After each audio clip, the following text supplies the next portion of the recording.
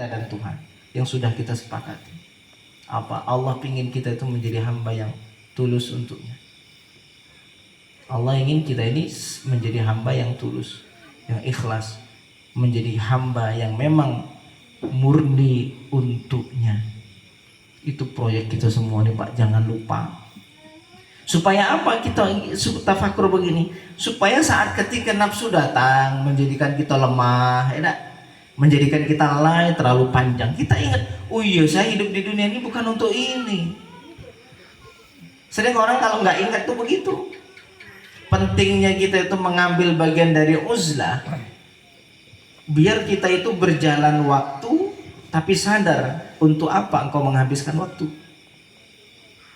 Semua manusia pasti akan mengalami gejolak, mengalami kesulitan untuk mengalahkan itu, pasti semua manusia selain dari para nabi.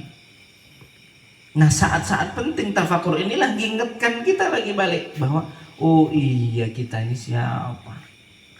Tengok orang tetangga sebelah telah meninggal sekarang, habis proyeknya, belum sempat dia memperbaiki dan menjadikan misi proyeknya berhasil.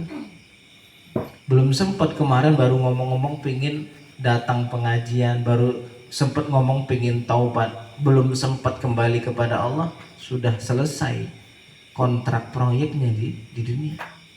Akhirnya jadi ladang tafakur, Pak. Oh ya, saya ini harus kenapa? Harus bagaimana? Apa yang mesti saya lakukan? Kita mengaca lagi ke dalam hati, oh ternyata hati saya ini masih penuh dengan banyak masalah, kotoran gini. Istighfar. Mengembalikan, mengingatkan lagi tentang hakikat siapa diri kita. Ya, jadi tafakur itu pentingnya begitu.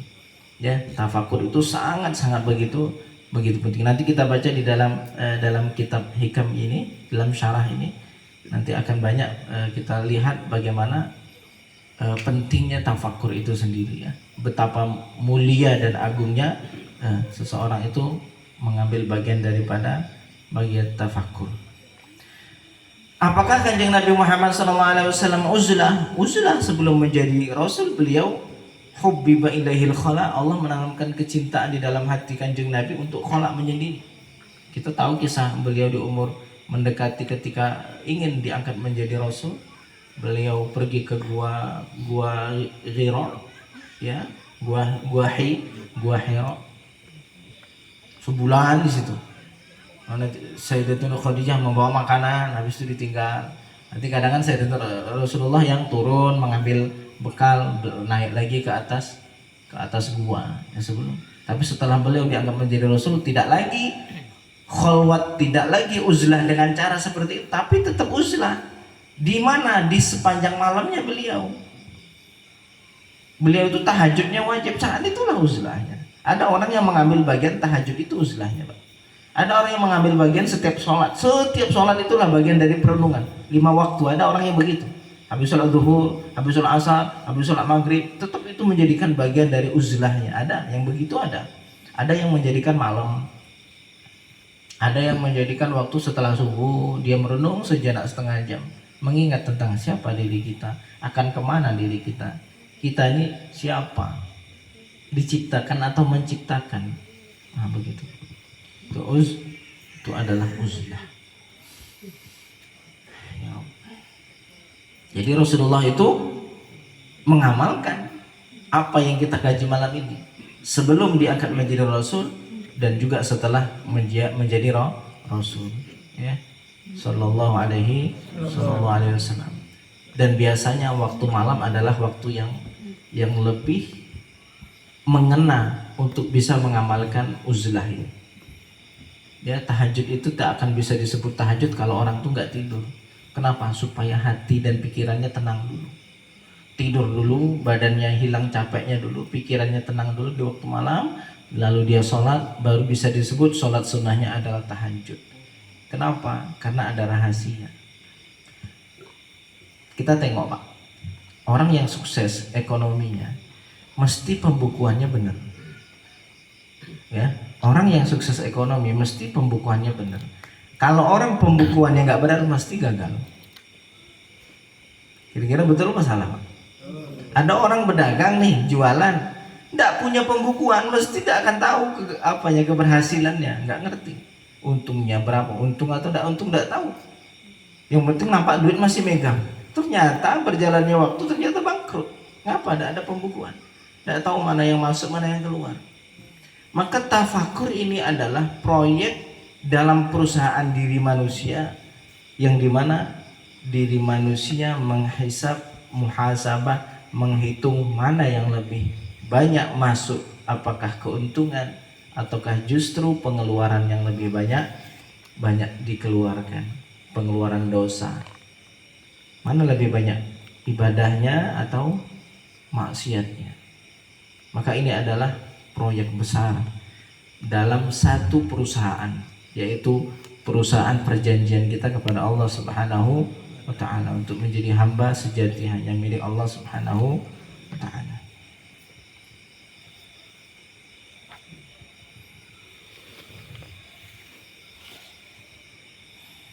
Qala Abu Talib al-Makki radhiyallahu anhu wa adarra ma batuliya bihi al-'abdu wa adkhalahu wa 'amalahu fi halakihi wa ashadduhu li hijabihi wa ib'adihi dha'fu yaqinihi lima wa'ada min al-ghaib.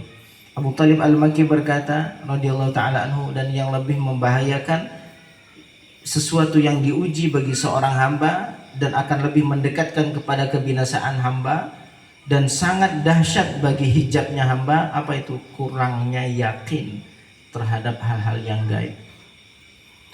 Ladang tafakur kita ini apa, Pak?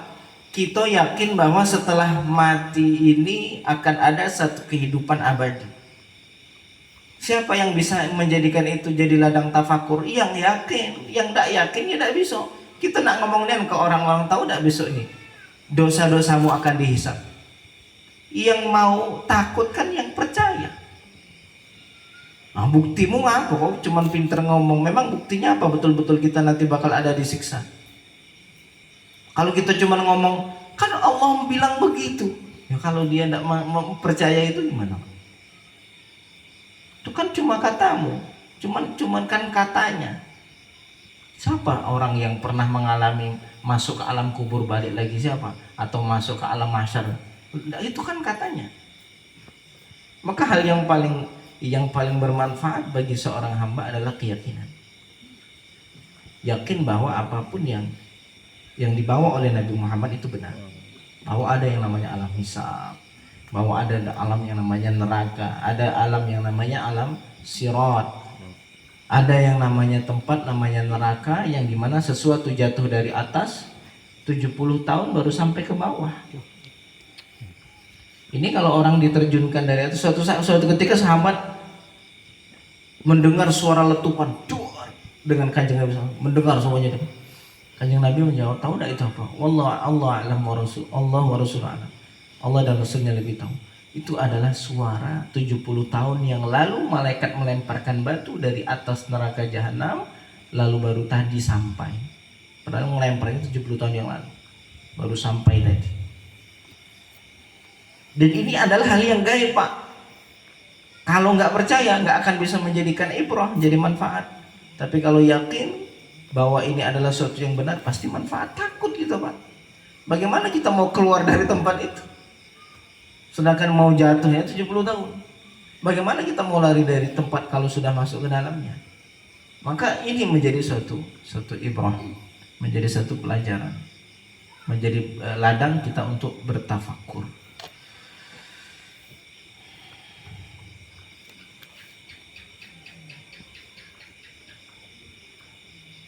Qala ba'du hadhihi ta'ifah, sebagian orang kelompok ini berkata, qultu li ba'dil abdal al-muqati'ina ila Allah, saya bertanya kepada wali-wali abdal yang mereka muqati', mereka hanya memutus diri kepada Allah Subhanahu wa taala. Kaifa at-tariq ila at-tahqiq wal wusul ila al-haq, bagaimanakah jalan untuk bisa sampai kepada Allah yang hak? Qala la tanzur ila al-makhluqat fa inna an-nadhara ilaihim dhulmatun, jangan memandang kepada makhluk karena memandang kepada mereka adalah kegelapan. Maksudnya memandang itu apa? Memandang lalu kita menjadikan mereka tujuan. Itu menjadi satu kegelapan. Qultu la budda li minhum, lalu jawaban orang tersebut yang bertanya kepada wali abdal, saya tidak harus melihat bagaimana saya tidak bisa melihat kepada mereka sedangkan saya selalu interaksi kepada mereka. Saya seorang guru yang harus interaksi terus sama anak. Tidak mungkin saya ngajar sambil menjem, istilahnya gitulah ya. Bagaimana saya punya banyak anak buah nih, kalau saya tidak nengok mereka bagaimana caranya? Ini hal yang tidak bisa saya pungkiri. Qala fala tasma' kalamahum. Lalu jawaban lagi apa? Jangan dengar ucapan mereka. Fa inna kalamahum qaswatun. Karena ucapan mereka akan menjadikan hati keras. Qultu la budali minhum. Saya mesti harus dengar omongan mereka. Tidak mungkin tidak bisa dengar omongan mereka dengan kondisi.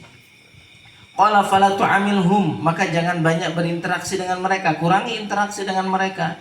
Fa inna mu'amalatuhum khusran. Karena berinteraksi dengan mereka adalah suatu bentuk kerugian. Qultu ana baina adhurin. Saya di antara mereka. Kalau istilahnya di pondok ini, kalau asatidz, ya bagaimana mungkin tidak berinteraksi dengan santri? Mereka tanggung jawab kami, bagaimana? Nah, istilahnya begitu ya. Qala fala taskun ilaihi. Maka jangan terlalu tenang dengan mereka. Istilahnya jangan terlalu nyaman dengan duduk bersama mereka. Kadang kan kita tuh begitu, kesepian yang dicari kawan. Coba kesepian itu yang dicari Allah. Duduk sejenak engkau merenung, bernikmat-nikmatlah dalam kesendirianmu mengingat Allah. Nah, itu maksudnya begitu. Jangan dikit-dikit bingung, tidak ada gawe nih, cari kawan ngopi. Ada orang begitu, Pak. Coba yang ngopi sendirian, duduk tak merenung di depan rumah, tafakkur. Subhanallah. Maha suci Allah atas semua ciptaan ini. Ya, ini kata siapa? Kata Wali Abdal, bukan kata saya, Pak. Kata Wali Abdal. Kalau seandainya mesti harus berinteraksi, maka jangan engkau terlalu condong dan nyaman bersama makhluk, ya. Fa inna sukuna ilaihim halakah. Karena kecondongan, kenyamanan bersama makhluk adalah suatu kebinasaan, ya. Al-istinas bin nas min alamatil iflas. Kecondongan, kenyamanan untuk sering berinteraksi dengan manusia adalah al-istinas bin nas min alamat, tanda kebangkrutan. Tanda bangkrut. Qultu hadhihi illah. Qala ya hadha tanzur ila al-la'ibin wa tasma' kalamal jahilin wa tu'amil al-battalin wa taskun ilal halikin wa turidu an tajida halawatu ta'am wa qalbuka ma'a ghairillah azza wa jalla hadza la yakunu abada. Ini. Lalu menjawab lagi siapa wali abdal tersebut, ya hadza, wahai ini, engkau memandang kepada orang yang bermain-main, ya. Maksudnya bermain-main itu manusia yang sedang sibuk dengan permainan dunianya, dan engkau mendengarkan kalam-kalam orang jahil, dan engkau berinteraksi dengan mereka, dan engkau tenang bersama mereka, dan engkau ingin mendapatkan manisnya ibadah, padahal hatimu sedang bersama selain Allah, maka ini mustahil bisa digapai.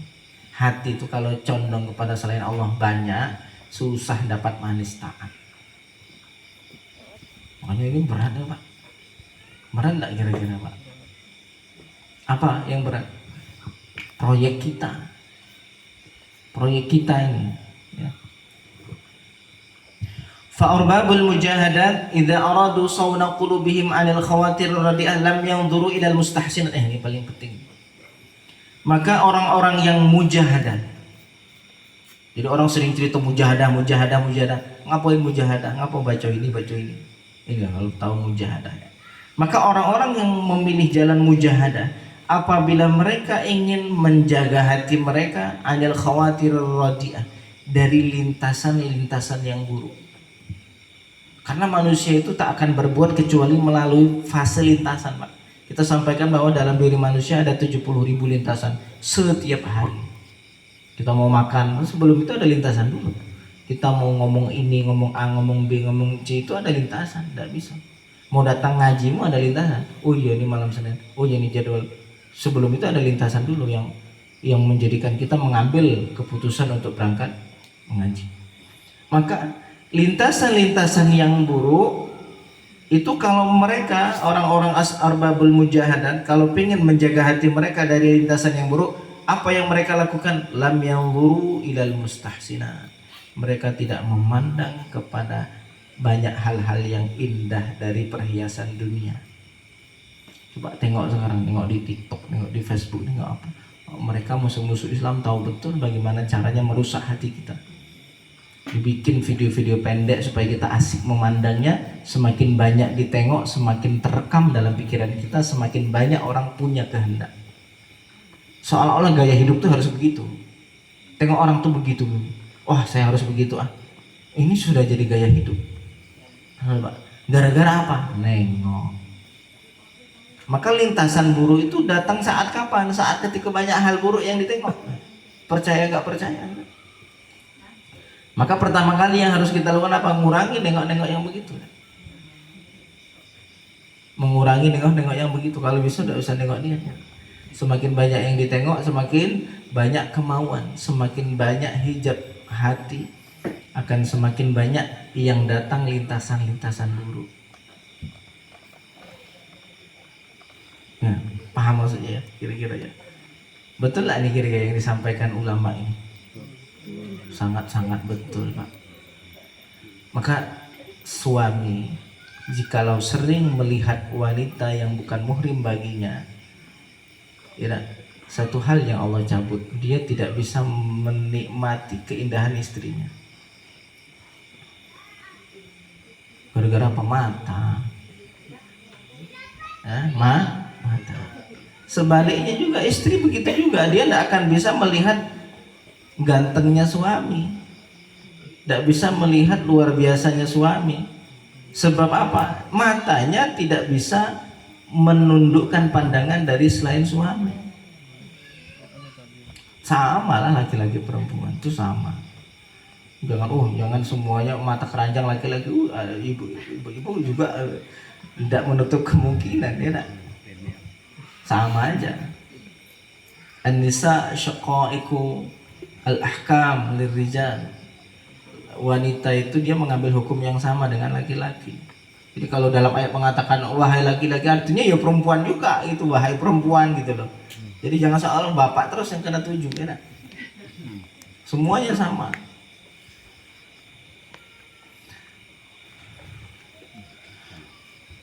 Qala wa hadza aslun kabirun lahum fil mujahadat fi ahwali riyadhah. Dan ini adalah pokok dasar yang besar bagi mereka di dalam mujahadah. Jadi kalau pengen mujahadah, orang kan selalu bercerita mujahadah apa, tahajudan apa itu ya, baca ini baca ini. Sekarang mujahadah pertama yang harus kita lakukan apa? Tahan pandangan mata. Dari mana? Dari sesuatu yang dapat mengotori hati. Ada 3 pandangan yang bisa mengotori hati. Yang pertama adalah pandangan dengan syahwat. Ya, artinya ini melihat kepada apa? Melihat kepada lawan jenis. Lalu yang kedua, pandangan dunia dengan pandangan mengagungkan. Nengok, kita belum punya kendaraan itu, nengok orang itu bilang, kapan lah aku punya kayak dia itu ya? Nengok rumah, kita belum punya rumah seperti itu, kapan lah rumah saya begitu ya? Ya, maka pandangan seperti ini bisa menggelapkan hati. Lalu yang terakhir apa? Pandangan kepada makhluknya Allah dengan pandangan merendahkan. Ingat, kepada makhluknya Allah, bukan kepada manusianya ciptaan Allah, tapi kepada makhluk. Siapa makhluk? Termasuklah anjing, ya, termasuklah kucing, termasuklah nyamuk. Ya. Kita merendahkan pandangan kita kepada nyamuk pun itu akan menggelapkan hati. Qala Muhammad bin Sirin radhiyallahu anhu, iyyaka wa fudulan nazar. Awas, hati-hati, jangan berlebihan banyak melihat. Fa innahu yuaddi ila fuduli syahwah, karena itu bisa mendorong kepada tingginya syahwat. Syahwat tinggi ditentukan dari apa? Banyak memandang. Jadi sampai ada orang ini, kenapa kiai-kiai istrinya ada yang lebih dari 1-2? Itu menandakan pandangan matanya terjaga. Dia hanya syahwat nafsu kepada istrinya. Orang ada laki-laki tidak pernah syahwat kepada istri, artinya dia sudah melampiaskan syahwatnya kepada wanita lain. Jadi kok ada istrinya, kok istri punya suaminya kok nafsuan, bersyukur. Artinya dia tidak meluapkan syahwatnya kepada wanita lain. Ingat, meluapkan itu bukan berarti artinya yang seperti itu ya. Memandang itu pun bagian dari meluapkan. Kan nafsu kan pengennya nengok. Dengan dia menahan diri untuk tidak banyak melihat, otomatis tercurahkan nafsu syahwatnya kepada siapa? Kepada istrinya. Jadi gak heran ketika ketemu kiai, ketemu siapa, istrinya satu dua, anaknya banyak, karena memang syahwatnya terjaga untuk yang halal. Oh kalau gitu nafsu istrinya sih kok kenapa? Sudah banyak dilampiaskan ke yang lain. Nauzubillah min dzalik. Itulah istilahnya tuh begitu, Pak. Ini masalah tarbiyah mata ya. Mata ini kalau mau mujahadah, mata ini dijaga. Ya. Mungkin tidak banyak nengok di luar, tapi nengok di HP. Ya, gambar-gambar yang membuat hati kotor. Ya.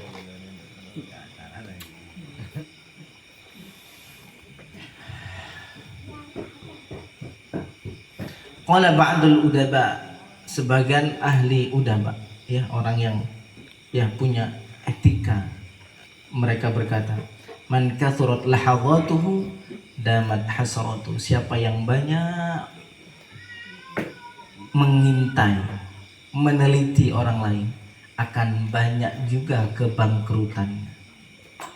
Tengok ini ngapul orang ini, ya orang ini perilakunya begini, ini begini, ini begini. Wah, sudah. Pikirannya sibuk menilai orang lain.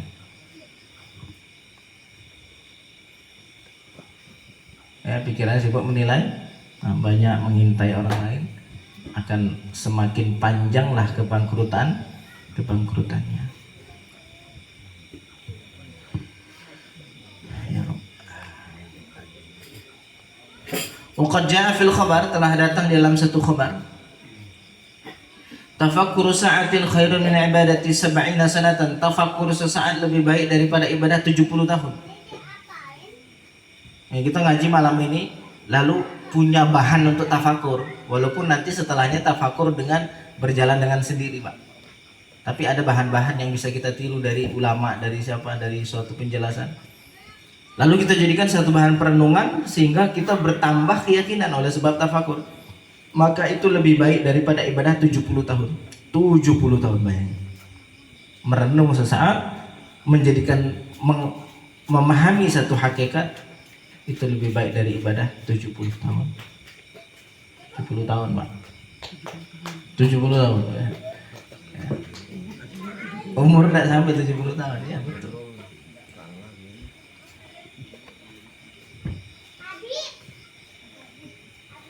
Wa kadza huwa wallahu a'lam. Wa kana Isa ibnu Maryam alaihi wa ala nabiyina wassalatu wassalam yaqul, Nabi Isa bin Maryam alaihi wassalam wa ala nabiyina wassalatu wassalam, ya, dan teruntuk Nabi kita Muhammad sallallahu alaihi wasallam, yaqulu, berkata Nabi Isa, tuba liman kana qauluhu dzikra, beruntunglah bagi yang ucapannya adalah zikir, wasamtuhu fiqra, dan diamnya tafakur, wa nadhruhu ibrah, dan pandangannya selalu mengambil pelajaran. Jadi orang pintar itu begitu. Kalau ngomong ucapannya zikir, kalau diamnya tafakur, kalau memandangnya pengambilan ibrah. Beruntung betul orang yang begini ya. Kalau ngomong ucapannya zikir, kalau diamnya tafakur, kalau memandang pandangannya selalu mengambil ibrah pelajaran. Ada ilmu yang dipetik setiap satu pandangan. Kata siapa? Kata Nabi Isa alaihissalam, inna akyasan nasi, sesungguhnya orang yang paling pintar. Ayo, siapa yang paling pintar? Ya ini tengok nih, ini yang paling pintar. Ini hadis Nabi SAW. Man dana nafsahu wa amila lima ba'dal maut, orang yang dana nafsahu, selalu muhasabah diri, menghitung-hitung diri. Dia ngerti mana yang maslahat untuk dirinya. Tahu dihitung-hitung, hitung-hitung.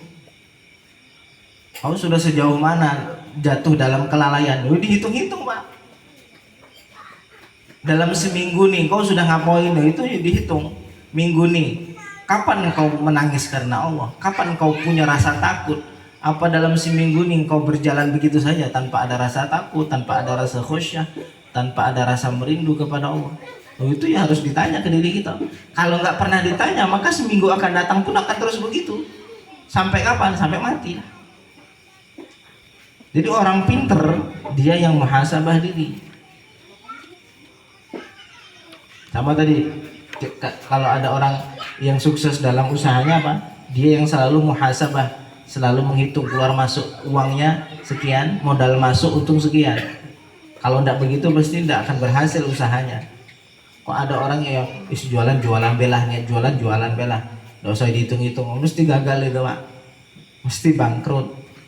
Ya harus dihitung. Nah, dalam urusan akhirat juga sama.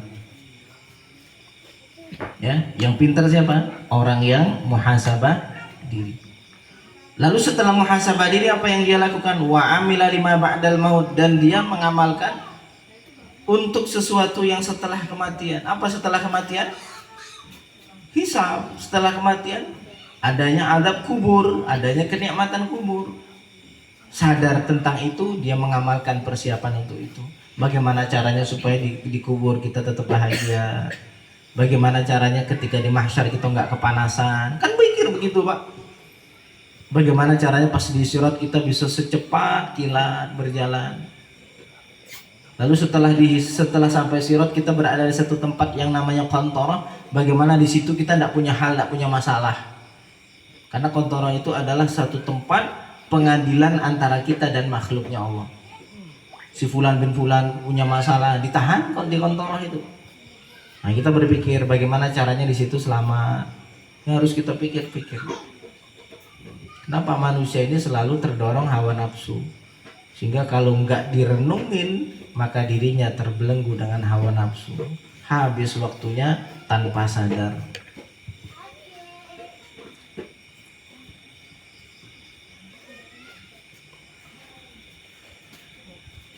Qala Ka'ab, man arada syarafal akhirah falyukthir tafakkur. Kata Ka'ab, siapa yang mau kemuliaan akhirat maka perbanyak tafakkur, banyak mikir. Mikir apa? Mikir apa? Hah? Mikir apa? Hah? Mikir tentang hakikat dunia ini bagaimana? Engkau butuh dunia, betul, kita sangat butuh kepada dunia. Tetapi butuh untuk apa? Untuk jadi tujuanmu atau untuk menjadi wasilahmu? Kan begitu. Betul, kita butuh, sangat-sangat betul. Kalau istilahnya apa? Kalau dalam istilah bahasa yang mudah kita pahami gini, kita kan butuh sendal. Dari rumah ke sini tidak pakai sendal kacau Pak. Enak. Tapi dari rumah sampai sini bawa sendal. Butuh tidak sendal? Sangat-sangat butuh. Tapi sendalmu kau taruh di mana? Taruh diletak di bawah. Itu baru pinter. Dia tahu dunia dibutuhkan untuk apa dan fungsinya. Ada orang yang kurang waras, sendal ditempelin di kepalanya, kakinya tidak pakai sendal. Kenapa? Saya memuliakan apa yang saya punya. Sama, dunia dibutuhkan, tapi letakkan di luar saja. Jangan sampai dia masuk ke dalam hatimu, karena saat ketika engkau masukkan dunia ke dalam hatimu, sama halnya kayak kita mengatakan butuh sendal, tapi lalu sendalnya taruh di atas kepala. Paham kira-kira maksud saya ya? Jadi jangan sampai setelah ngaji tauhid, ngaji tasawuf, lalu orang kita tidak usah kerja. Nah, kerja itu ibadah, jihad. Orang yang mati karena capek, orang kerja siang, malamnya badan letih-letih, pikiran capek, itu loh penggugur dosa semua itu. Karena itu nilainya ibadah. Tapi Allah pingin apa yang kau usahakan itu untuk menjadi wasilah kepada Allah, bukan menjadi tujuan dirimu hidup.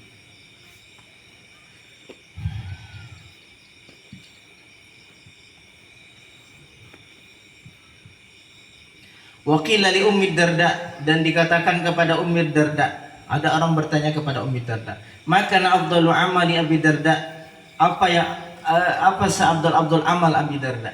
Amalan apa yang lebih afdal? Qalat at-tafakkur. Beliau menjawab tafakkur. Ya, merenung, berpikir tentang hakikat. Wadzalika, dan demikian itu li'annahu yasilu bi ila ma'rifati haqa'iqil asya, karena dengan tafakur bisa mengenal hakikat sesuatu. Wa tabayyana al-haqqu minal batil, dan akan nampak jelaslah antara hak dari yang batil. Wan nafi' minadh dharri, dan yang bermanfaat dari sesuatu yang mudarat. Dari mana? Dari merenung, mikir dulu sebelumnya. Kalau nggak dipikir, kalau tidak diperenungkan, kita nggak ngerti tentang hakikat sesuatu. Hakikat sesuatu kita dunia ini mau ngapain, lalu mau kemana, lalu setelah hidup ini mau kemana, apakah engkau selamanya di dunia? Bahan tafakur. Qala Al-Hasan Al-Basri radhiyallahu anhu, al-fikratu mir'atun turika hasanika min qabihika. Tafakur itu adalah cermin yang akan memperlihatkan kepadamu baikmu dari burukmu. Wa yattali'u aidan biha ala 'azamatillahi ta'ala wa jalalihi, dan juga akan menampakkan keagungan Allah Subhanahu wa taala idza tafakkara fi ayatihi, apabila bertafakur dalam ayat-ayatnya, wa masnu'ati, dan ciptaannya. Sering kalau kita sholat itu Pak, kita menyampaikan hadirkan keagungan Allah di dalam hati. Bagaimana seseorang bisa menghadirkan keagungan Allah dalam hati? Coba kira-kira direnungkan. Semudah itukah seseorang menghadirkan keagungan Allah dalam hati? Dengan membaca Allahu Akbar, Allahu Akbar, bisa datang keagungan Allah dalam hati Pak? Bisa Pak. Ayo coba masukkan keagungan Allah, betapa agungnya Allah, lalu rasakan itu dalam rasa kita. Gimana caranya? Satu-satunya cara adalah dengan bertafakur. Betul tak? Tidak bisa selain itu, tidak bisa Mak. Saya memasukkan keagungan Allah dalam hati, tidak semudah itu. Nah, Allahu Akbar, Allahu Akbar, Allahu Akbar, kalau nggak diiringi dengan tafakur, maka tak akan bisa masuk. Paham maksudnya? Sama kayak istilahnya gini loh. Istilahnya, kalau saya bercerita tentang teman, dulu ini sering kita sampaikan ya, contoh seperti ini. Kalau kita ngomong tentang teman, saya punya teman namanya Bang Hamzan, teman dekat, orangnya sangat baik, orangnya. Jadi kalau saya nyebut namanya, itu ada suatu gerakan yang tergerak dalam hati. Apa? Saya memandang suatu keagungan akhlak yang mulia yang terbayang dalam pikiran saya. Kenapa? Memori itu mengingatkan. Kenapa? Karena saya punya kenangan dengan Bang Hamzan. Saya mengingat jasa-jasanya, saya mengingat kebaikannya. Sehingga saat ketika saya nyebut nama Bang Hamzan, ada rasa dalam hati, rasa penuh pengagungan. Siapa pemilik nama ini, Bang Hamzan ini? Tapi kalau yang lain, coba saya tanya, coba sebut nama Bang Hamzan dan masukkan keagungan Bang Hamzan dalam hati, bisa tidak? Tidak bisa. Karena belum didahului dengan mentadaburi, mentafakuri siapa itu Bang Hamzan. Kalau ditanya bagaimana cara memasukkan keagungan Allah dalam hati, tak bisa kecuali dengan cara mentafakuri, mentadaburi Allah di luar sholat. Maka saat sholat kita akan tahu betapa agungnya Allah Subhanahu wa ta'ala. Ingat tafakur, penting tafakur dalam ciptaan. Sekarang begini, suatu ketika kita melihat ada seekor semut berjalan di depan kita. Ya, ada semut jalan. Kita nengok, sekecil itu makhluk Allah ciptakan. Wah, kakinya banyak, ini berjalan-jalan, ketemu sama kawannya, dia bersalaman. Lalu kita ingat bahwa ini dia punya kisah cerita, dia dari mana dilahirkan, lalu dia pasti punya cerita kisah, ya kan? Semut sekecil itu yang kita tengok itu, yang mungkin saat kita penat dia mati saat itu. Tapi kita mentadaburi, mentafakuri, subhanallah, maha suci Allah, betul-betul ini adalah tanda atas wujudnya Allah, tanda atas keagungan Allah. Besok ketemu lagi semut, masih mikir begitu dah Pak? Masih mikir yang sama dah? Biasanya tidak, kemarin saya sudah nengok kok. Sama contoh begini, hujan yang turun sekarang pertama kali kita mentadaburi, masya Allah, bagaimana Allah turunkan hujan. Akhirnya muncul rasa ta'zim, sungguh maha suci Allah. Ya, besok hujan lagi, besoknya hujan lagi. Kira-kira besok hujan itu akan datang lagi tidak tafakur? Biasanya tidak. Kemarin sudah aku tafakuri kok. Betul tak? Nah, berulang-ulang. Contoh, ada bayi yang baru lahir. Masya Allah, Allah menciptakan bayi ini luar biasa. Dari tadinya tidak ada menjadi manusia yang punya rasa, punya gini. Ya, ciptaannya luar biasa, penuh dalam dirinya. Ada jantung, ada paru-paru, ada ginjal, ada mata, ada tangan, ada kaki, sempurna. Tidak ada satupun yang bisa menciptakan. Masya Allah. Dalam hati itu penuh rasa pengagungan Allah. Karena dilihat betul betapa agungnya Allah bisa menciptakan seperti itu. Paham? Hari ini, besok ada orang lagi lahiran. Sama tidak mikirnya, Pak? Nah, apa kemarin itu sudah? Kemarin sudah ditafakuri, Pak. Ya, kemarin sudah ditafakur. Tak pas nengok tidak lagi. Hilang tafakur. Kenapa hilang? Kenapa? Sudah dialami. Padahal dialami tidak dialami, kita tetap tidak ikut buat kan? Yuk coba pikir-pikir. Ini ada bayi pertama lahir, kita mentafakuri. Ini keagungan Allah dalam ciptaan ini. Lalu besok ada lagi bayi lahir. Pertanyaan, apakah engkau ikut membuat sehingga kenapa engkau tidak terheran atas ciptaan yang baru ini? Apakah engkau ikut buat di situ? Hah? Tidak juga kan? Makanya bedanya para aulia itu dengan kita, ya, dengan kita nih yang orang-orang yang lalai dari Allah ini. Bedanya mereka walaupun berulang-ulang melihat hal yang sama, tapi itu kan ciptaan Allah dan tanda kebesaran Allah. Di situ ada tanda kebesaran Allah di situ, Pak. Semut yang satu sama semut yang ujung 1000 itu tuh semua ciptaan Allah dan semuanya ada rahasia besar. Betul tak?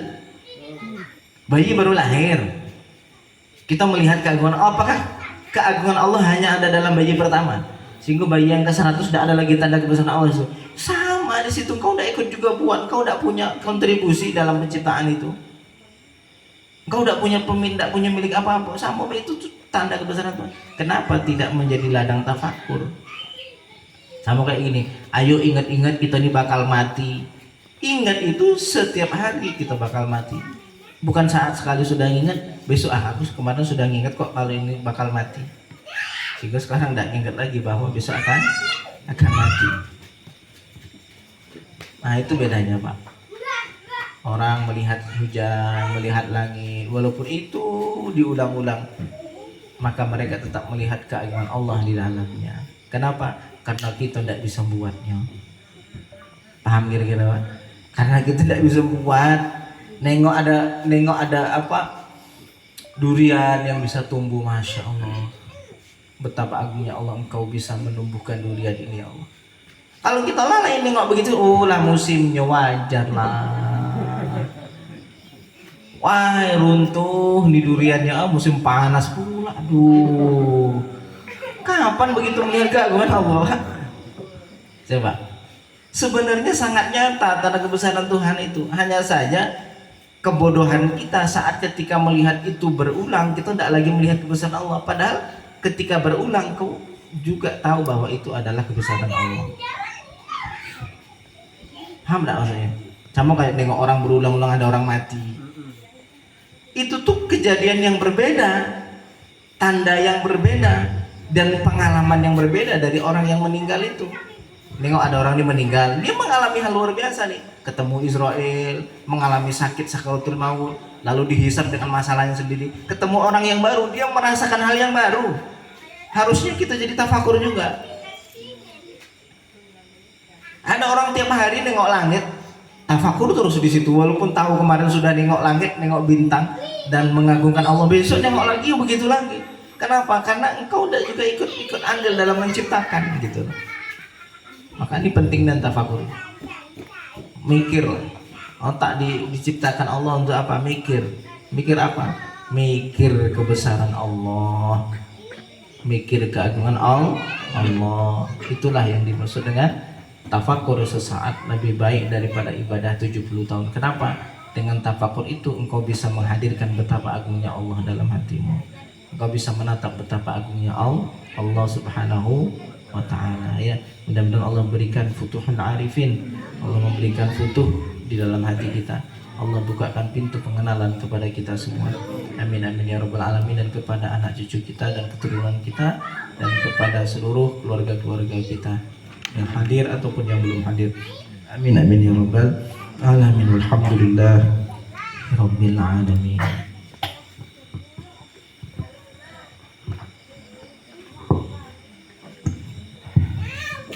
Alhamdulillahirabbil alamin. Telah muhasabah itu khusus, tafakur itu adalah umum. Ya, artinya apa? Artinya tafakur itu bisa masuk ke dalam ranah memikirkan tentang ciptaan. Bisa juga tafakur itu masuk ke dalam ranah seseorang menghitung-hitung diri. Masuk juga. Jadi inti dari tafakur pembahasan kita, apapun pikiran yang kita gunakan untuk membawa sisi kemaslahatan akhirat. Nah itulah termasuk muhasabah diri. Termasuk hari ini saya berapa banyak dosa saya, berapa banyak ibadah saya, berapa banyak lalai saya, berapa banyak ingatnya saya. Itu kan bagian daripada muhasabah. Maka itu bagian daripada ranah tafakur. Jadi bisa kita katakan gini, kalau tafakur itu umum, muhasabah itu lebih khusus. Spesifiknya lebih kepada yang kekhususan. Ada orang muhasabah diri, ada orang yang muhasabah alam semesta, tafakur alam semesta. Ya, ada orang bertafakur tentang apa? Tentang asal penciptaan dirinya itu dari mana? Itu tafakur. Dan muhasabah bagian dari tafakur. Ya, jadi termasuk Pak. Jadi kalau kita sering punya kebiasaan muhasabah, artinya kita sudah mengamalkan daripada hikmah ini, yaitu bertafakur. Ya, hanya saja ambil bagian daripada tafakur itu, ambil uzlah di dalam kesunyian, kita ambil bagian waktu kita untuk berpikir tentang menghisab diri. Maka itu bagian daripada tafakur yang akan memberikan dampak kemaslahatan kebaikan bagi diri kita ya. Alhamdulillah, wallahu a'lam bishawab. Jadi tafakur itu adalah menggapai atau mencapai kita, menghantarkan kita kepada mengenal hakikat sesuatu yang sebelumnya samar menjadi nampak. Itulah tafakur. Yang tadinya kita nggak ngerti tujuan hidup kita, setelah tafakur, setelah kita merenung, oh kita ngerti kita ini bagaimana, tujuan kita bagaimana, itu adalah tafakur. Jadi inti dari tafakur adalah menyampaikan kita kepada terbukanya hijab-hijab kelalaian, hijab-hijab kejahilan menuju hijab ilmu dan hijab dzikir. Itu adalah tafakur. Adapun seseorang yang sedang merayu Tuhan, sebenarnya bahasanya bukan merayu. Itu sebenarnya bahasa doa. Hanya saja ada bahasanya, biasanya para aulia Allah itu mereka punya bahasa lemah lembut ketika sedang berinteraksi kepada Tuhan. Jadi yang kenal kepada Tuhan, dia nggak sembrono dalam meminta. Sehingga ada bahasa-bahasa muqaddimah, bahasa-bahasa majas, yang dimana seorang kekasih yang merindu, dia sedang meminta kepada yang diharapkan, maka dengan bahasa-bahasa yang bagaimana sesuai dengan tingkat pengenalan hamba itu sendiri. Anak yang belum begitu kenal betapa agungnya orang tuanya, ya dia, Pak minta duit, tak duit. Lalu semakin dia kenal, makin dia ngerti, makin tahu, dia bertata krama. Jadi bahasa mesra itu adalah bahasa tata krama. Setinggi apa tingkat kenalnya, setinggi itulah tata krama dalam meminta kepada Allah Subhanahu wa Ta'ala. Paham ya? Jadi itu adalah merayu, itu artinya seni dalam seseorang itu sedang bermunajat. Apa itu munajat? Seseorang yang berbisik. Jadi kalau ditanya apa itu munajat, munajat itu adalah seseorang, kalau dalam bahasanya saya sama Pak Ridwan tuh gini. Nah, ini adalah munajat. Munajah itu dia hanya berdua dan hanya didengar oleh dua. Maka saat ketika seseorang bermunajat, maka bahasa lemah lembut yang akan disampaikan. Makanya kalau kita melihat bagaimana munajatnya para aulia Allah itu, termasuklah Sidi bin Athaillah itu saat bermunajat kepada Allah itu sangat begitu indah. Tengok dalam munajat Sidi bin Athaillah, dalam kalimat-kalimat munajatnya itu, di akhir hikam itu, disampaikan. Ya, ilahi anal jahilu fi ilmi fa kaifa la akunu jahulan fi jahli. Tuhanku, saya bodoh dalam ilmuku, maka pastilah saya bodoh dalam kebodohanku. Tuhanku, saya adalah hina dalam kemuliaanku, maka saya hina dalam kehinaanku. Ini bahasa-bahasa apa? Bahasa-bahasa indah munajat. Dalam bahasa Kanjeng Nabi, subhanaka ma abadnaka haqqa ibadatik, subhanaka la nuhsi thana'an 'alaika. Maha suci Engkau ya Allah, kami tidak bisa meliputi pujian kepadamu. Maha suci Allah, kami tak akan bisa beribadah kepadamu dengan hakikat sebenar-benarnya ibadah. Kan bahasa-bahasa ma'rifat. Maka doa itu, munajat itu muncul sebetapa tingkat kenal kepada Allah, sebetapa indah dia akan mengeluarkan bahasa-bahasa doa. Semakin tak kenal kepada Tuhan, makin sembrono dalam berdoa. Jadi bahasa Melayu yang mungkin bisa saya tangkap dari pertanyaan Mas Pras adalah bahasa mesra pecinta kepada yang dicintai. Nah gitu ya. Jadi itu bagian dari ungkapan rasa rindu. Jadi bahasa yang disampaikan Mas Pras, bahasa apa tadi? Merayu Allah adalah ungkapan rasa cinta, ya, sentilan bagi orang yang mencintai kepada yang dicintai. Paham ya Mas Pras ya? Apakah masuk dalam ranah tafakur? Sebenarnya itu masuk bab tentang kerinduan dan kecintaan. Bukan meranah kepada, dia sudah sampai kepada hakikat. Dia sudah sampai kepada hakikat bahwa Tuhan adalah kekasihnya. Jadi ranahnya kepada ranah cinta, bukan ranah tafakur.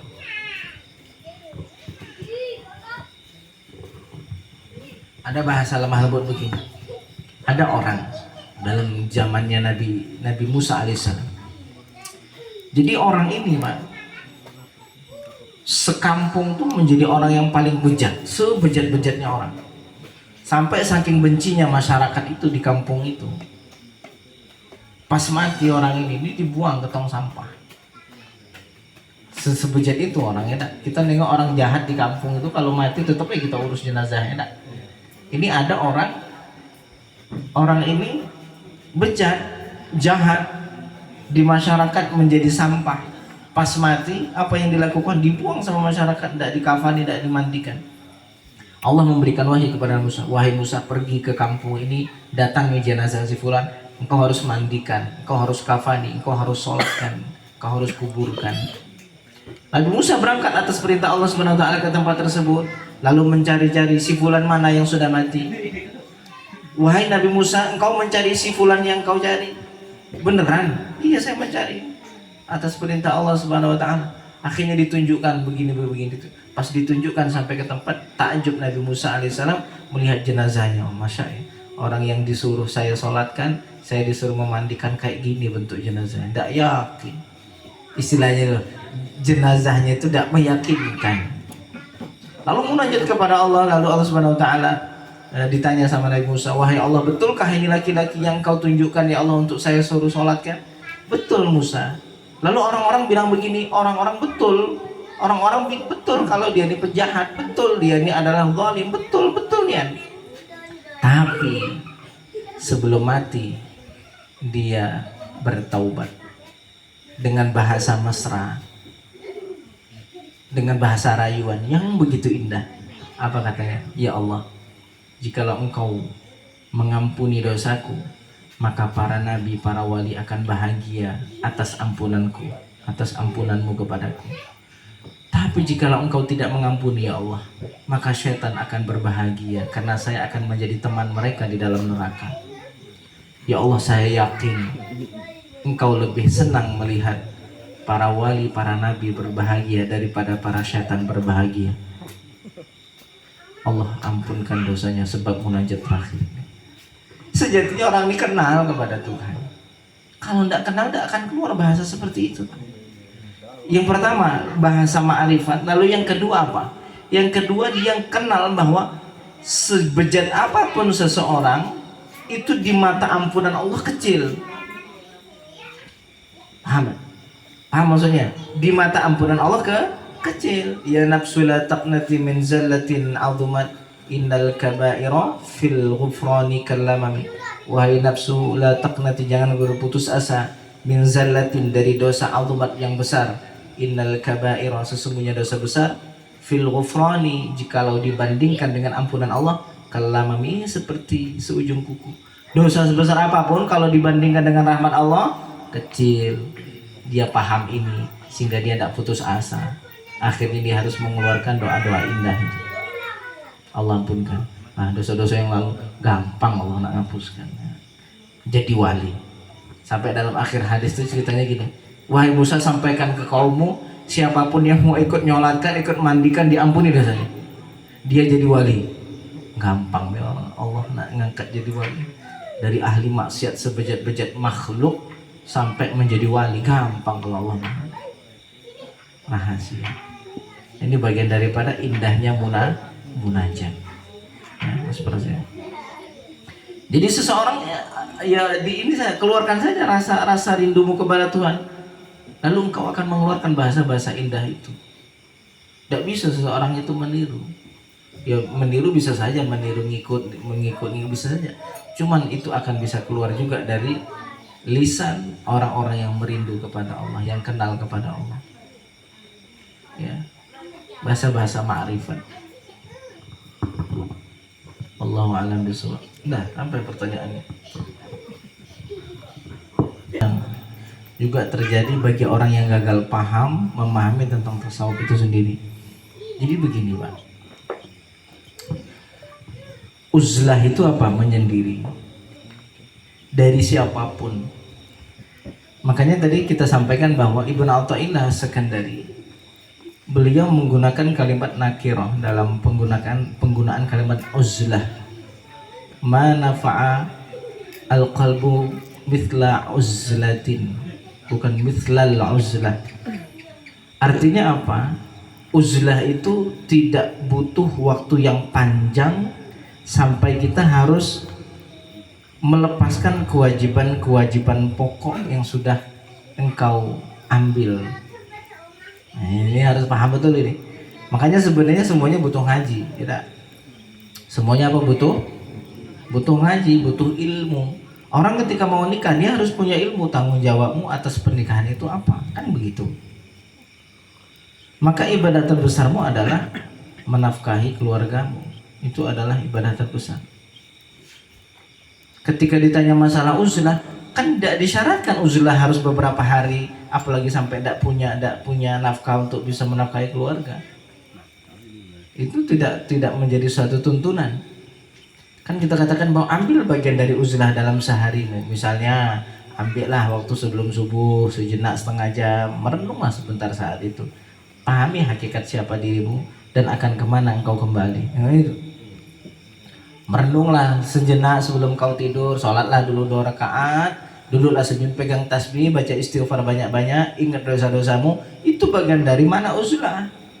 Jadi kalau alasan dia pergi begini niatnya uzlah, itu sudah nggak ada pembenaran di situ. Apalagi kita dengar cerita bahwa dia ninggalin istrinya tidak ada nafkah yang dia berikan. Ingat, uzlah yang dimaksud bukan perkara yang wajib, Pak. Karena uzlah bukan tujuan, uzlah hanya wasilah. Tapi meninggalkan memberi nafkah itu sudah betul-betul sah melakukan pelanggaran hukum dalam syariat. Maka nggak dibenarkan. Ya tidak dibenarkan. Maka kita sampaikan bahwa seseorang yang hanya boleh fokus kepada ilmu itu siapa? Yang masih bujang. Ketika dia sudah menikah, tidak bisa dia cuma hanya fokus ke ilmu saja, tidak bisa, tidak boleh juga. Dia harus punya waktu yang lain. Ingat ya. Dia pokoknya tidak tahu, pokoknya buku, pelajaran, kitab saja yang dipegang, yang dihafal. Tidak tahu menahu. Oh, itu salah. Dia sudah punya tanggungan, dia sudah harus mengambil konsekuensi dari tanggungan itu. Jadi tidak boleh begitu ya. Ingat, orang setiap habis subuh, seorang suami di pundaknya punya beban nafkah setiap hari. Bayangin, masuk waktu subuh, ini kita nggak sadar ya. Kalau misalnya adzan, itu artinya tanda kewajiban sholatmu telah masuk. waktu subuh lalu terbit matahari, waktunya seorang suami punya tanggungan kewajiban menafkahi telah datang. Azannya nafkah itu waktu terbit matahari bagi suami. Ya kalau seandainya dia memberi hanya untuk hari per hari, dia harus ngasih tiap hari. Kalau telat dia sudah melambatkan kewajiban. Tapi kalau dia sudah bisa mencukupi, ngasih seminggu sehari, bisa untuk sebulan cukup, maka bisa, nggak mesti lagi harus ngasih. Itu enggak. Beras sudah disiapkan, beli bahan untuk bahan sudah disiapkan semuanya, maka tidak mesti setiap pagi dia harus memberikan. Ya, jadi tidak ada alasan seseorang untuk beruzlah dengan cara seperti itu. Alasannya uzlah, ingin memperbaiki diri, tapi dia sedang merusak harga diri. Ya, jadi kalau pengen uzlah, ya uzlah, tahajud malam hari. Sudah, engkau merenunglah atas dirimu. Sebelum subuh bangun, setelah subuh merenung sejak sampai matahari terbit. Tafakuri tentang dirimu. Nah, itu tafakur. Seandainya Anda terjadi seorang istri dia tanazul hak. Tanazul hak itu apa? Saya ikhlaskan apa yang dilakukan oleh suamiku, saya tidak dinafkahi, tidak masalah. Maka secara fikih sah-sah saja. Istrinya, udah saya tidak dinafkahi, tidak apa-apa, lama sudahlah. Sudahlah. Maka secara hukum fikih memang terbebas, secara hukum fikih. Cuman secara moral saja. Kita sebagai manusia makhluk yang punya rasa ini kayak mana? Ada anak orang yang sudah engkau ambil janji dulu, engkau sepakati untuk engkau ikat dan engkau bertanggung jawab atasnya, lalu setelahnya engkau semudah itu, moralmu mana? Kan gitu. Jadi saya itu marahnya orang kalau nak mau nikah ya pikir dulu, kira-kira engkau bakalan itu kok tidak. Kata beliau, lebih baik tidak usah ketimbang harus engkau setelahnya akan melalaikan banyak hak. Nah, bahasa beliau kayak itu. Karena kan dalam hukum fikih, dalam mazhab kita, menikah itu hukumnya mubah, bukan sunnah. Sunnah itu dalam kondisi, bahkan wajib dalam kondisi, haram dalam kondisi juga. Hukum aslinya itu kayak makan, kayak kita makan, tidur gitu, boleh-boleh saja. Nah, nikah-nikah, makan-makan. Jadi kalau ada orang tidak mau makan ya sudah, tidak mau nikah ya sudah, jangan pula kayak suatu hal yang apa. Karena hukum aslinya itu mubah, bukan wajib. Intinya apa? Menikah itu ta'atarihil ahkamul khamsah, datang kepadanya hukum yang 5. Ada kalanya dia wajib, ada kalanya sunnah, hukum asalnya mubah, ada kalanya makruh, ada kalanya haram, ada kalanya orang tuh nikah tuh haram, nikahnya tuh jadi dosa baginya, ada kondisi. Maka ini pembahasannya dalam masalah fikih. Jadi ini perkara masalah dia uzlah lalu meninggalkan kewajiban nafkah, maka ini suatu hal yang tidak dibenarkan di dalam agama. Harusnya dia bertafakur, iya saya ini punya kewajiban tanggungan, masa iya saya harusnya tafakur, kan begitu. Harusnya mengambil tafakur dan membawa kepada ranah maslahat, bukan justru malah menjadikan dirinya mudarat.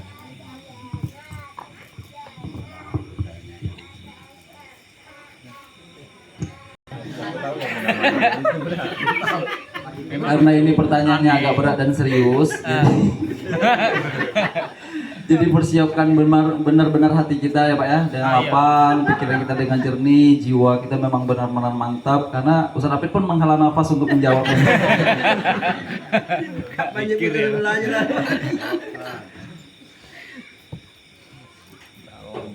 Harus detail Ustaz, karena beliau butuh ciri-cirinya Ustaz. Itu yang inti dari substansi itu adalah ciri-cirinya, karena beliau penasaran ingin bertemu orang-orang. Ada ciri-ciri itu, sapas ini ada wali saya akan ini. Itu kan Pak? Iya. Tanda lahir atau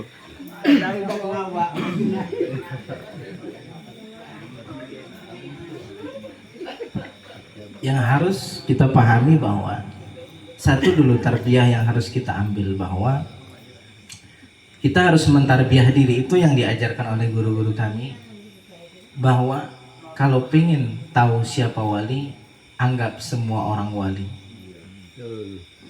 Ini bukan sebuah permainan. Aku anggap kau wali ya, bukan.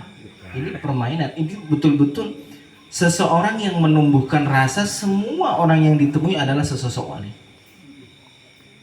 Ini terbiah dulu yang harus kita pelajari dalam diri kita, Pak. Semua umat Muslim, semua umat Nabi Muhammad adalah wali. Bisa begitu? Ini bukan apa ya, bukan nganggep, tapi betul engkau meyakini. Ini jangan-jangan wali, bukan jangan-jangan memang wali. Kalau jangan-jangan masih prasangka bahwa ini adalah wali, memang betul-betul ini wali. Seandainya bukan wali, maka engkau telah mendapatkan pahala berbaik sangka. Kita ketemu kawan kita pelaku maksiat, tapi kita yakini dia wali, kita dapat pahala. Pahala apa? Berbaik sangka. Model macam ni wali pun tidak ya. Ustaz. Nak minta doa tapi kaget bukan wali cak mana. Nah, kacau. Maka cara seperti ini salah. Sekarang begini. Ini saya kasih ilmu standar saja, ilmu dasar bagi seorang muslim selayaknya kayak mana berinteraksi perkara masalah pertanyaan ini. Ya, ada wali kutub al-ghauth. Kita minta doa tapi hati tidak meyakini ini wali, tidak akan manfaat. Kita datang jauh-jauh ke dalam sosok, kita ingin doakan tapi kita tidak yakin, tidak manfaat walaupun dia wali betulan. Ini kita datang kepada orang pelaku maksiat tapi kita yakin ini wali. Kita minta doa, dia mendoakan, manfaat mustajab. Artinya kita tidak usah sibuk lagi mana yang wali yang sebenarnya. Semua orang kita anggap wali, kita minta barokah. Kau dapat barokah, kau dikabulkan doa, selesai urusan. Kalau kita mau berkisah cerita tentang bagaimana kisahnya, kita membahas tentang jenis-jenis para aulia, ya bolehlah kita membahas itu sekilas ya. Cuman dari sisi praktek sehari-hari harus yakin semua orang ini wali. Sedih saat ketika kita tidak sadar ngomongin keburukannya. Sedih ya Allah, saya ngomongin keburukan wali. Harus sedih. Saat kita berlaku jahat kepada seseorang, kita ingat sedih ya Allah, saya menjahati wali. Merasa hati ini terpukul betul gitu. Ingat ya. Jadi al-yaqin al-ilmu kulluh. Keyakinan adalah semua ilmu. Yakin ini wali, udah wali betulan. Lo serius, manfaat betulan. Ini wali, kita kurang yakin. Kok wali kayak gini, sudah ya hilang, terputus madat barokah. Madatnya terputus sudah Pak. Walaupun wali betulan itu. Ya tolong betulan wali nih, tapi kita hati masa wali kayak gini, sudah tidak ada lagi manfaat. Walaupun wali betulan. Kurang ya, bukan tidak yakin, kurang yakin. Nah, itu yang harus kita pahami dulu. Anggap semua umat Nabi Muhammad ini adalah wali. Kita akan yang pertama akan dapat husnul dzan. Husnul dzan ini ibadah, ya kan? Seandainya dia bukan wali, saat engkau minta doa kepadanya, doamu akan dikabulkan sama Allah Subhanahu wa taala. Bukan karena dia wali atau bukan wali, tapi karena baik sangkamu kepadanya, itulah yang menjadikan doamu dikabulkan. Jadi kita bisa dipahami masalah ini.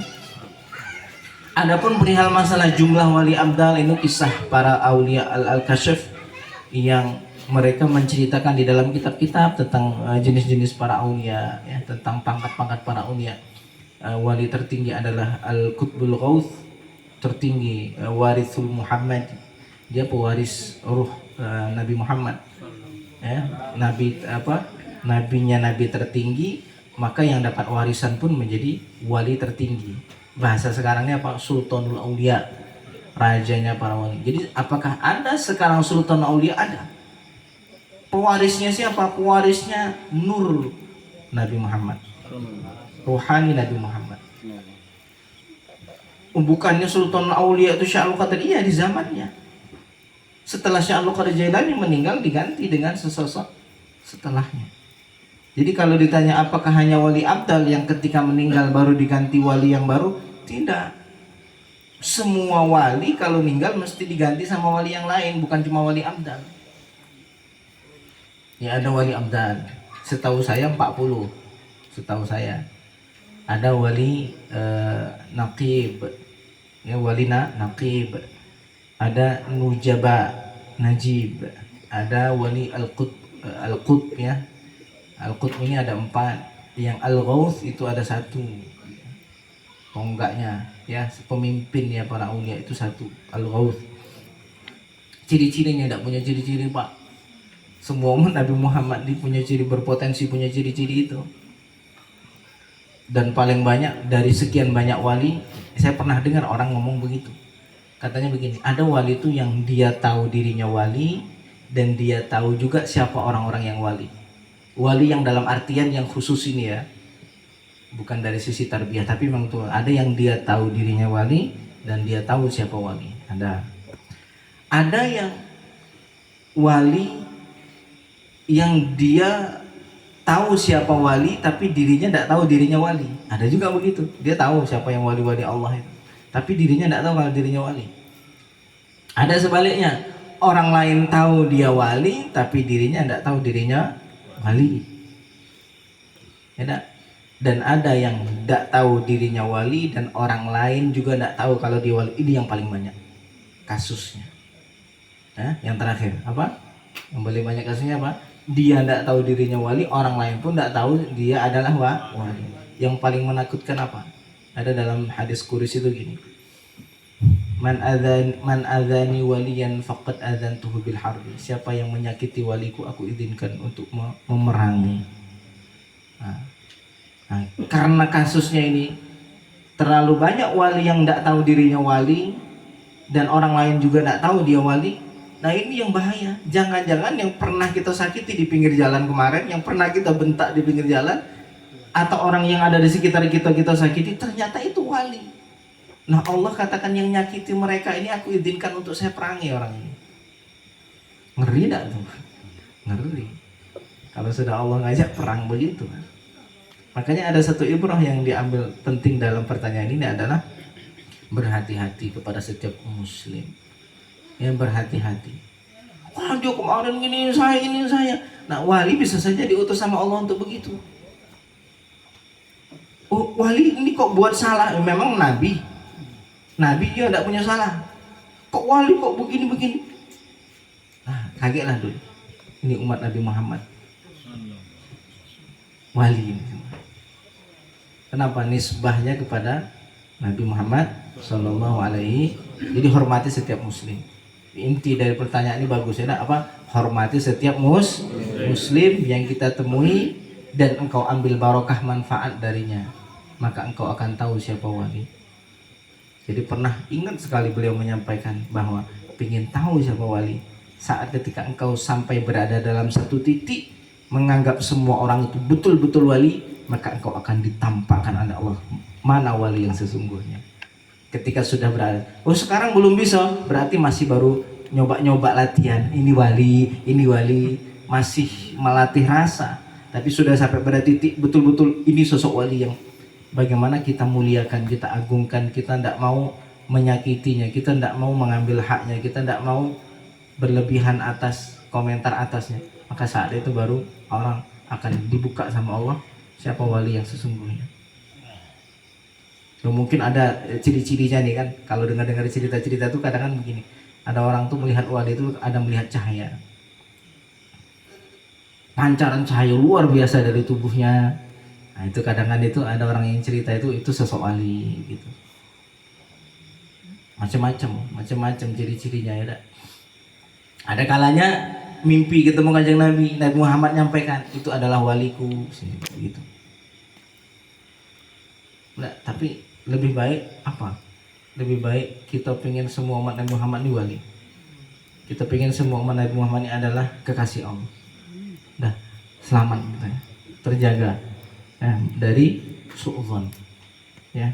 Wallahu a'lam bishawab. Beliau tidak punya teman pertama kali datang ke Mesir. Beliau kemana yang pertama kali beliau lakukan? Beliau datang ke Masjid Sayyidina Husain, ziarah ke makam Imam Husain. Lalu dalam doanya begini, Ini mungkin ciri-ciri kalau suatu saat ketika kita bertemu dengan sosok wali, ya nak, betul-betul wali. Dan itu beliau begini, ya Allah, jangan keluarkan hamba dari masjid ini kecuali saat keluar engkau sudah menemukan aku dengan sesosok wali. Kata Syekh Ramadan Buti, doa beliau saat ketika beliau ziarah. Karena kuburannya itu di dalam masjid, ya. Orang tidak akan mungkin ziarah kubur kecuali masuk ke dalam masjid. Akhirnya saat ketika beliau berjalan keluar, tiba-tiba beliau nginjak kaki seseorang. Ketika nginjak kaki, aduh, bahasanya minta maaf, mohon maaf, saya sudah nginjak tak sengaja gini. Orang yang nginjak senyum lalu mengatakan bahwa bukankah engkau mencari sesosok wali sebelum engkau keluar dari masjid ini? Seperti ini betul wali betul ini, Pak. Wali betulan. Jadi kita yakin dalam hati bahwa dia adalah sosok wali. Tapi biasanya orang yang seperti itu bukan orang yang gaduhan. Saya ketemu wali. Biasanya tidak begitu, Pak. Udah lebay. Bikin status saya berdoa. Saya minta akhirnya saya ketemu. Biasanya kayak itu tidak pernah ketemu, Pak. Biasanya kayak itu tidak pernah ketemu. Biasanya akhirnya menjadi muhasabari, malu kepada Allah. Ya Allah, Engkau tunjukkan kuasamu, ya Allah. Mudah-mudahan pertemuan ini dengan si fulan ini mudah-mudahan membawa barokah untuk hamba, ya Allah, menjadi madat bagi hamba. Itu hah? Langsung nah, doanya begitu, jangan keluarkan dari masjid ini saat ini kecuali engkau kenalkan aku dengan wali. Ada ternyata duduk di dekat pintu, ya, macam-macam. Jadi ada satu doa. Saya tidak begitu hafal ininya, kalimat doanya. Intinya apa? Dari doa itu kalau kita masuk ke dalam satu tempat, ke satu daerah, apa doanya? Ya Allah, kenalkan aku, Allahumma arifni bi auliyaika fi hadzal makan wa arifhum bi. Nah itu. Jadi ya Allah, kenalkan aku kepada wali-walimu yang ada di tempat ini dan kenalkan mereka kepada diriku. Itu bagian dari doa yang diajarkan oleh guru-guru kami. Itu dulu waktu masih ngaji Sahih Muslim dengan Syekh Muslim, beliau sampai ke bab masalah itu. Jadi salah satu doanya apa? Ya Allah, kenalkan hamba dengan wali yang ada di tempat ini dan kenalkan mereka kepada diriku dan kumpulkan kami bersama mereka. Harapannya begitu, Pak. Ya, itu dikumpulkan dengan orang soleh. Ternyata mereka adalah seorang wali Allah subhanahu wa ta'ala. Kalau ciri khususnya, ya mereka ini ya manusia biasa lah.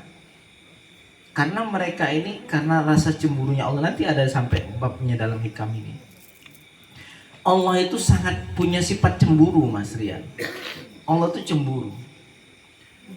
Jadi saking cemburunya Allah, karena sayang Allah kepada para wali ini, saking sayangnya ditutup. Mereka ini ditutup rahasia.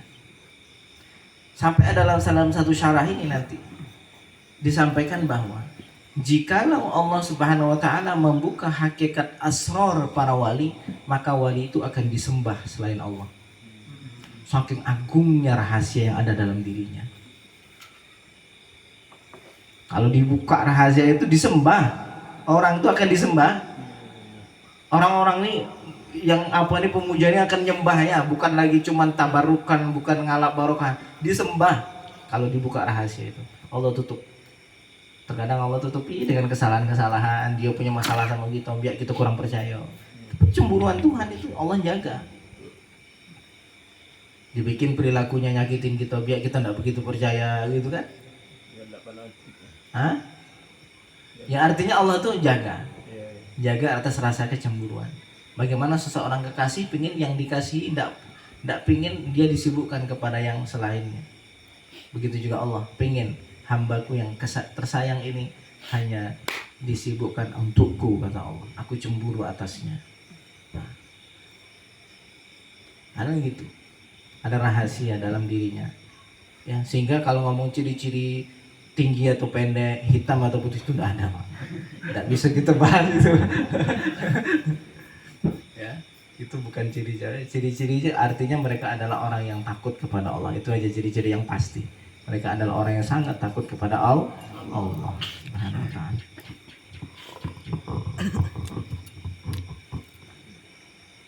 Sendiri kan artinya kan berbisik.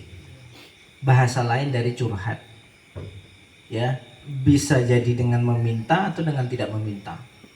Karena ada orang tuh cuma pengen cerita, Pak. Jadi saya tuh pernah dengar ada orang ngomong kayak gini. Terkadang Allah tuh tahu masalah kita, Pak. Jadi terkadang pengakuan-pengakuan kita itu hanya untuk meluapkan rasa butuh kita. Sama gini, orang itu ketika lagi apa ya, punya masalah, yang dia rasakan adalah pengen cerita. Kenapa? Pengen meluapkan, pengen menyandar. Tapi terkadang salahnya kan kayaknya kepada makhluk ya. Nah, ini dia cerita kepada siapa? Ke Allah. Ke Allah. Maka itulah sebenarnya munajat. Dia punya masalah, baik dia minta diselesaikan atau tidak diselesaikan, yang penting dirinya pengen bercerita dan pengen mengadu keluh kesah kepada Tuhan. Itulah munajat. Jadi seandainya yang dimaksud adalah meminta, maka bahasanya ya adalah doa. Kalau dalam urusan doa, apakah boleh untuk orang lain? Dia sangat-sangat boleh. Memang harus kita doakan untuk orang lain. Doa untuk diri sendiri, doa untuk orang boleh. Apalagi untuk orang tua. Kata Syekh Atiyah Sokor itu, orang tuh kalau orang tua sudah meninggal, ada keturunannya ini tidak diniatkan untuk orang tua, tetap akan sampai ke orang tua. Walaupun dia tidak berniat. Walaupun kita boleh kita itu untuk berniat seperti ini yang diajarkan oleh guru kami. Saya Yusri beliau, seorang anak boleh berdoa begini, ya Allah, saya jadikan semua pahala kebaikan yang saya lakukan untuk orang tuaku. Jadi besok-besok kok dia sedekah, tidak niat untuk orang tua, tetap sampai. Itu yang sudah saya niatkan untuk orang tua. Untuk Mbah Mansur, ya Allah, semua hal-hal, jikalau ada kebaikan yang saya lakukan, ya Allah, melalui wasilah tubuh yang lemah ini, yang hina ini, ya Allah, maka sampaikan kebaikan ini kepada orang tua, ya Allah. Walaupun seandainya setelah itu kita tidak berniat, tetap sampai. Jadi ini perkara yang bukan boleh atau tidak boleh, memang seharusnya muslim itu harus peduli dan mendoakan untuk orang lain. Jadi tidak ada masalah, ya. Jadi bisa munajat itu dengan disertai doa, bisa munajat itu tidak disertai dengan doa. Paham ya? Jadi bisa jadi orang munajat cuma nak curhat, ya Allah saya lemah, ya Allah saya mengadu, saya tidak bisa menyelesaikan masalah sendiri, ya Allah. Engkau yang maha kuasa, Engkau yang maha perkasa, Engkau yang maha mengetahui atas segala hal. Dicerita itu munajat. Berdoa boleh untuk diri sendiri atau untuk orang lain.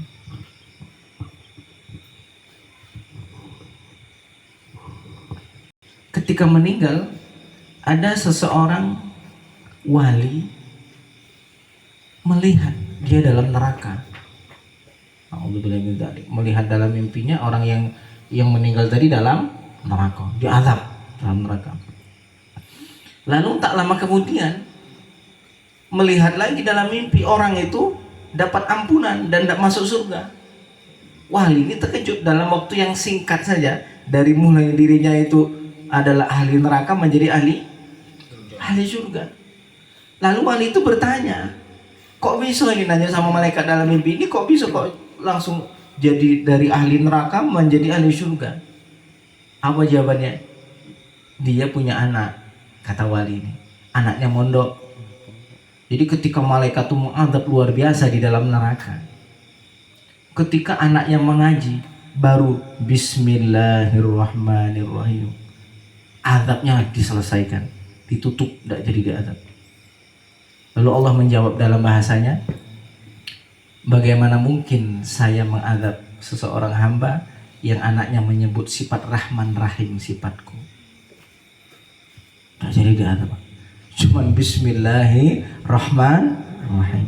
Punya anak yang ngaji, baru Bismillahirrahmanirrahim, azab orang tuanya diselesaikan, azab orang tuanya ditutup. Masya Allah. Makanya kalau bisa kita ini sebanyak-banyaknya punya anak didik. Serius ini. Banyak-banyak punya anak asuh. Apa? Saat ternyata kita ini adalah banyak maksiatnya, ternyata waktu mau diadab, ya, yang di dunia baca Bismillahirrahmanirrahim nggak jadi. Apa? Rahman Rahim, Mas pengasih penyayang. Nih yang di dunia selalu menyebut Rahman Rahimnya Allah, masa ini nyiksa tidak jadi sih? Tidak jadi. Bisa lama-lama ditutup. Masya Allah, ternyata penting betul ya penyampaian pahala ibadah kepada orang yang sudah meninggal itu luar biasa. Ya, tidak bisa memondokkan anak pondokkan orang lain. Sama baik, serius nih, sama baik. Tidak mampu kita mondok, ada orang lain tidak mampu pondokin aku yang biaya sampai selesai. Aku tidak minta apapun kecuali ridho Allah, selesai. Terus tapi kaget kalau begini alah, kesuwen. Engkau sudah mendapatkan pahala.